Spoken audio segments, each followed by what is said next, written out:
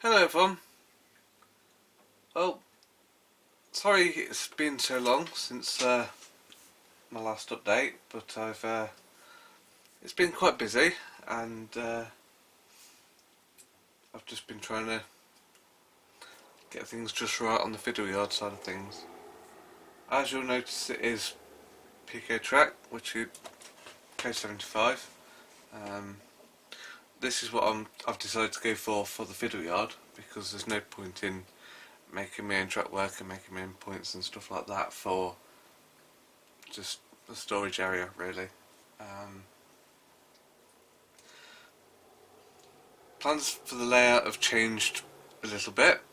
I've decided to do away with my last idea, because although it sort of seems like a large area for storage tidings, by the time you've put the curves in at the ends um, and the points in, you end up losing quite a lot of space, as you can see there, because that's all I sort of fit in that side. So having mainline trains wasn't really an option this time round with that idea. So I've decided more of a single track branch line, but with a passing station, and on one side I might have the tracks sort of going off in two directions, and there's a bit of a junction just for a bit of operational interest.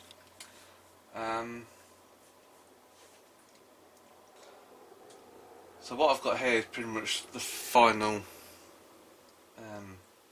idea for the fiddle yard. I've got almost fit the 3 lanes in, obviously, to the side, and then a couple over here, and I'm going to fit 3 more where these 3-way points are, and that'll be it. I think the maximum I could sort of fit in, most of them are going to be just 3 coaches and a small locomotive. Some of them I might be able to squeeze in 4, but I think that might be the limit, unfortunately. So I say that's why I've sort of changed my mind on the layout idea. Plus, if I'm planning to build my own track, it's a nice little way of getting into it without having to, build a huge amount, if you know what I mean. So it's a good little project for a first layout. So that's what I've decided there. All that track work there, that's all wired up and pipe motors installed, which I'll show you and talk about in a minute. All I've got to do now is just, like I said, just put those 3 bits of track on either side and potentially extend these 2 sort of long ones, one over here and then one just here.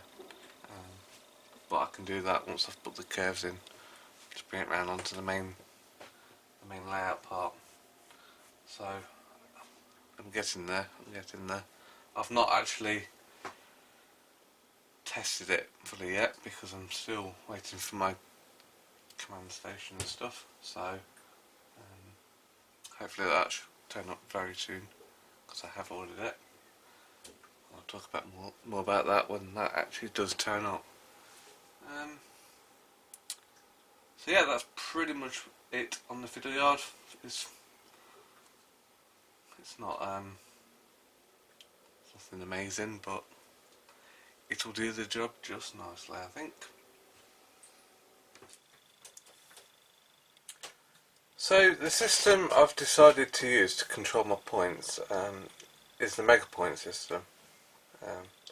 Took a little bit of deliberation on which way to do things, but I quite like this because, first of all, it was a lot cheaper than cobalts in the long run, and secondly, it just doesn't do points, it does other things as well. So first off, what you get for like 50 quid, you get this control board, which is your servo controller, and it can change up to 12 turnouts which are completely programmable. That plugs in via 12-volt DC, and I also bought a DCC module, so once that's all wired in, I control all the points and everything else connected to it through DCC. It just gives them all their own unique address, which is pretty cool. So yeah, besides points, it's also very good for semaphore signals, because what it's got programmed in is if you switch it to signal mode, you can get the bounce on the signal when it drops, and also when the signal raises up, it also has that bit in the middle where the signalman takes a bit of slack and then continues to pull it up. So it does look really good when it's done. So if you want to sort of see videos on that, I've just search on YouTube or something for mega points, and you'll see some examples of it being used on signals, and it really does look mint. So I thought that seems the best.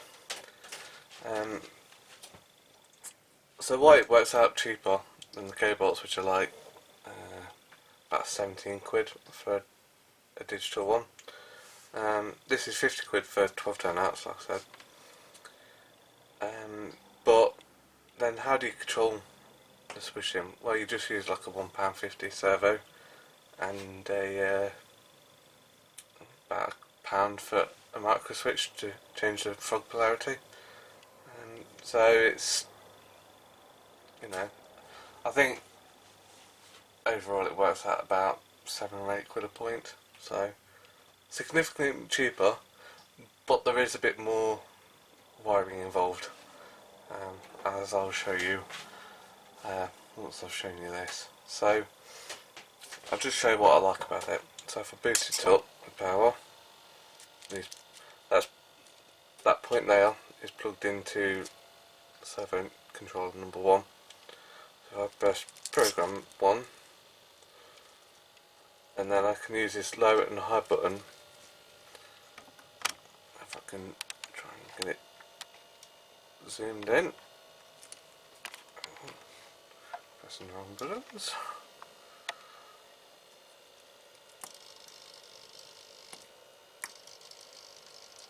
I can control them, and you can set the low and high points so that they're not overdriving.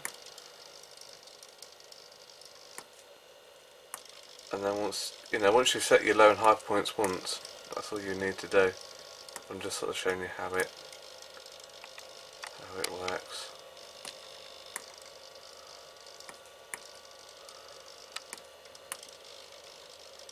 Nice and simple. And the way it's driven is a little bit of a, get this one right, a little bit of a piano wire, just in there, 0.6mm piano wire, as you can see there. And the advantage with the piano wire is it can flex, so it doesn't cause any strain on anything. The problem is on some of them I've not set them up proper, so that bit of piano wire there, it does just sit slightly above the rails, but so far it's not catching on anything. But if I centered it a bit more better, that shouldn't be a problem.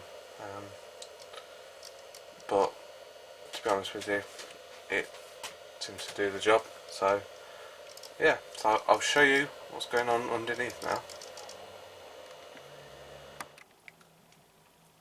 So welcome to what I like to call Spaghetti Junction.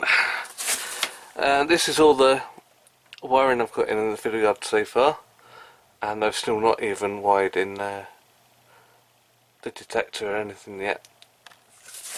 So what I've got here, I've decided to put in 3 bus wires. This will be like the DCC accessory bus. This one will be the track bus, DCC track bus. I thought I'd keep that sort of more centre so that the feeds haven't got so far to go. And then this one right in the corner here, right at the back is the DC accessory bus, which will feed stuff like those servo controllers for the Megapoint system. Right, if I just come down underneath it and I'll show you how these things work. So obviously the controller board is plugged in through a servo lead into the thing. I've got some brackets here from Alu Railtech, which are about a couple of quid each, I think, and they're very useful for that. You can just obviously mount them using other methods. One that's recommended is just a bit of brass, bit of aluminium channeling or something, and then just the servos just hold themselves in. And you could just mount the switch on a bit of wood. So, but I quite like the neatness of these. So, plus it makes life a bit easier. So, what we've got there is obviously the macro switch, which changes the frog polarity. Sorry if the camera angle's a bit wonky. I'm going to do this while hanging upside down at a different angle. So that one, depending on when that flicks the switch, then it will change the polarity between the positive and negative. Which is then going into terminal block at the minute, which will eventually go out to track power on the black one, and then on the red one will actually become a blue wire soon, and go to the track detector module that I'm getting, because I will be getting sort of mostly computer control, so I want all the current detecting modules and stuff. So, but yeah, that's pretty much it. It's all, you know, it's all like that. I've only got this track bus and the accessory bus going around the two sides at the minute, this side and then down that side there, but I managed to get the DC bus going all the way around.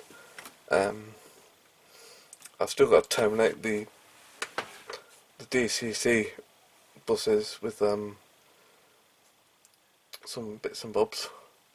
I'm trying to terminate them properly as they recommend. I think it, what was it used? I can't remember what it uses now, but I've got them, so I'll do that bit next. And yeah, so that's pretty much it. I'm hoping that once my stuff turns up, which should have been today, but I think it's heading down to the post office, because I missed the postie because I was at work. So that from the day I filmed this, obviously. So that's it for now, and hopefully very very soon have something actually running. So thank you everyone for your continued support, and thank you to all my new subscribers and my original ones, and thanks to Tom from the Teacher Tiger channel for giving me a bit of a recommendation, which is boost my subscriber numbers up to well over 100 now, so cheers for that, Tom. Right, catch you on the next one. Bye.